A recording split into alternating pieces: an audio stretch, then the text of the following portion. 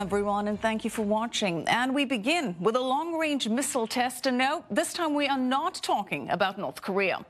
India's defense ministry now says that it has successfully tested an intercontinental ballistic missile capable of carrying a nuclear warhead. Now, the missile puts India in an exclusive club of countries with access to ICBMs like the US, China and Russia. And what's more, it puts nuclear-armed rivals like Pakistan and China on notice. For more, let's bring in our senior diplomatic correspondent, Nina Larson, joining us from the UN. Nina, nice to have you with us. India is an established nuclear power, but what would you say the significance of the timing of this test is? Well, I think it's no coincidence, Michelle, that this came at the same time that was a major visit from Israeli Prime Minister Benjamin Netanyahu. He's on a 6-day tour here, and he wrapped it up by sealing the deal on this massive missile deal. He was actually selling anti-tank missiles. It's not an ICBM, but we've got this in tandem with this very successful missile test. And as you said, it puts India in that very, very exclusive club of powers that can have this kind of sophisticated delivery system. That's very key. So what we're really seeing here is India on the world stage showing that they have a very powerful ally. They're aligned with Israel. They have a powerful arms supplier, and they're also very capable in their own arsenal at the moment. Well, Nina, this long-range ICBM now puts the northern parts of China within reach. What's been China's reaction? Well, we haven't had an official reaction yet, but as you can expect, all this is designed to counterbalance China and its traditional ally, India's great rival, Pakistan, right on the border. That's what this is all about. India showing that it has this delivery system. Pakistan isn't quite there yet. They're being assisted in technology by China. So again, this is just a counterbalance and a deterrence to those two nations. And this all comes in an atmosphere where here at the United Nations, they were deliberating non-proliferation all over the globe. The Secretary General saying earlier today that the nuclear threat, he was referring to North Korea because that is the most immediate issue on the table at the moment. But he said the nuclear threat globally is the highest it's ever been since the Cold War, Michelle. All right, Nina, thank you so much. Nina Larson, live at the UN for us.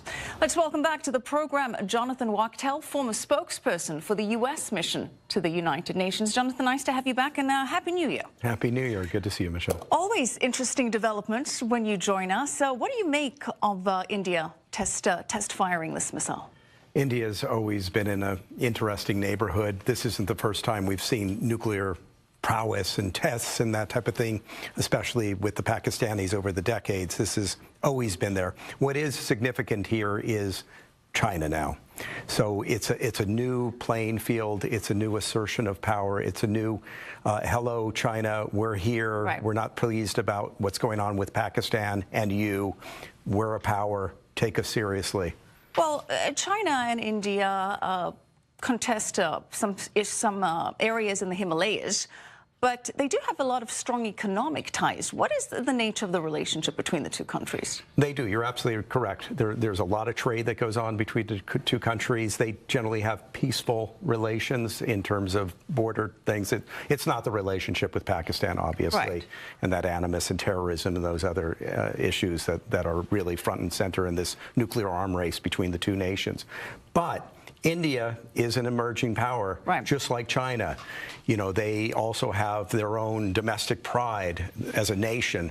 They have a very strong leader now, very bent on improving the economy, improving India's place in the world, and watching China, its GDP surpass India, you know, where they're nations of over 1 billion people, and China has had this almost miraculous economic turn of events that has catapulted them into a completely different realm. And India, you know, feels a sense of maybe envy and a need to step it up and actually show some prowess. Well, what's interesting is that the U.S. is trying to position India as that counterweight to China.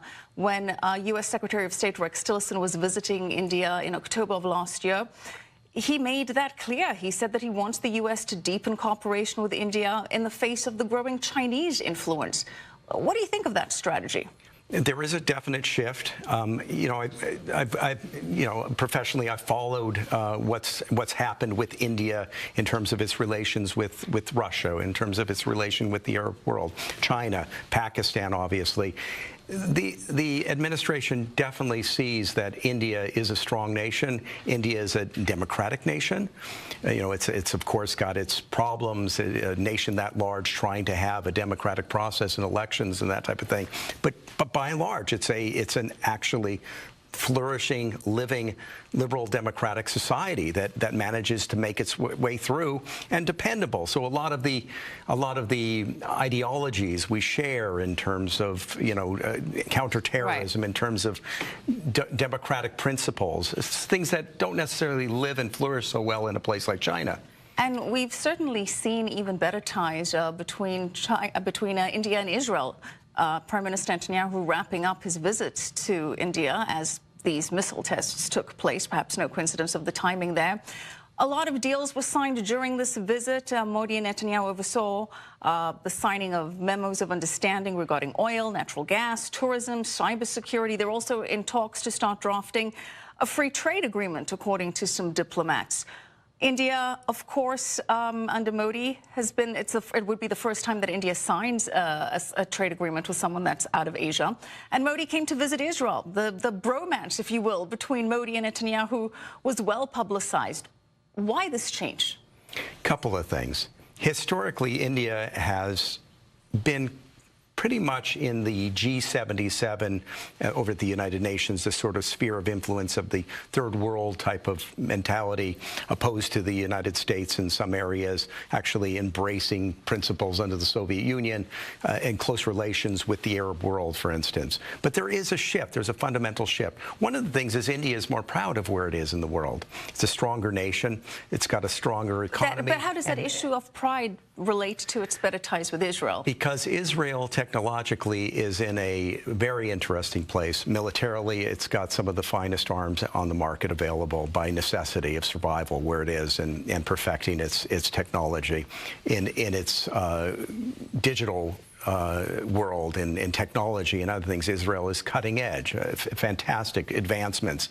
India is very interested in that place. Right. So you hit a level, I think, as a nation in which you think, yes, we'll have our historic ties. Yes, we'll vote against the United States on the Jerusalem decision of moving the capital along with the other nations, and we'll have, kind of a complicated relationship with Israel and maintain some of those knee-jerk and policy positions that we had. But when it comes to technology, when it comes for needs of our economy, and talking on perspective in India, we're going to go with the best. We're going to do what we need to do put their own to position ourselves. Self-interests first. What's interesting, though, the Senate chairman in Pakistan says that there is an emerging nexus between the U.S., Israel, and India that's a major threat to the Muslim world. What do you make of that?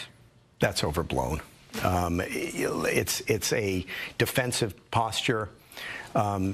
India and Pakistan could have gone at loggerheads multiple times. They've had standoffs in which it got a little bit frightening. I recall in the 90s, early 90s, a confrontation that was actually a little bit scary. But it's never gone so far. I mean, India has been the recipient of some absolutely horrific terrorism attacks, Mumbai, a few years ago. And you haven't seen a reaction that would show a country hell-bent on causing war or blowing things up beyond trying to contain a problem here. They've certainly held back and kept things down. Very quickly, we heard from Nina that there was no official reaction from China yet, but what do you expect the Chinese to do? China's finding itself in a really weird neighborhood. They have North Korea with their activities and doing things that are getting irksome. They have Russia on their neighborhood as a nuclear power, and they have India, which has been a nuclear power, but this ICBM thing has got to feel a little bit of, they have to feel the squeeze. And it's not a comfortable thing. Just as the United States, we were, very upset about the Cuba Missile Crisis. We didn't want nukes on our doorstep. And you can imagine from a Chinese perspective that you have multiple countries. They're not going to like that, no. Jonathan, thanks for breaking this all down for us. Appreciate it. Jonathan Wachtel, former spokesperson for the U.S. mission